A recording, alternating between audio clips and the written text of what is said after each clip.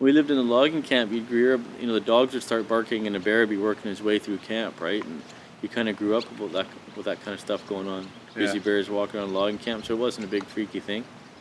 So when you start seeing bears, it's just kind of a normal expectation. They'll be on that side of the river, Yeah. big fat belly hanging down, and just looking for fish carcasses. And you can walk along this side. When I was younger, we'd go fishing, and quite often you'd be black bears. You'd be fishing along in a river, and there'd be a bear on the other side of the river, like eating a fish, and you're fishing away. Remember when I lived in Terrace, there was one bridge we used to fish off. You'd be fishing away, catching your coal, and there'd be like a grizzly bear and a couple of cubs, and she'd be, up to her shoulders in the river fishing away. You just, keep an eye out once in a while. And got her place over there, and we had our place over here. People around here are used to bears. It's part of the deal when you're up in salmon spawning time on the mainland. There's going to be bears here, or any river. There's bears. When there's fish, there's bears, and we've been doing it long enough that it's just part of it, right? You get used to being around them, so it's if they come up on the bank and they're kind of looking around, they're not looking at you necessarily, right?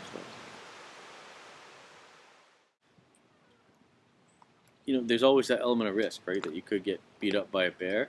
But from the time that we spent around bears, I don't think that these grizzly bears are inherently aggressive.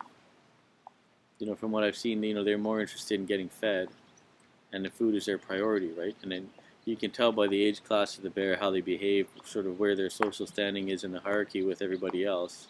And you can see it in their body language and the way they run around scared from everything. And like those bears yesterday, right? They're kind of young and timid and trying to make their way in the world, and you can kind of see that from them. It gets in your blood here, salt water, and then coasted. Quite often, we logged it and burned it or mined it or killed it all off before we even knew what was really here. It's not necessarily just raw natural resources anymore. It was just trees and fish and water, and that's how you had to make a living. You make money from the same resources, but in a different way, right? You make money by them being there, and people come to see it.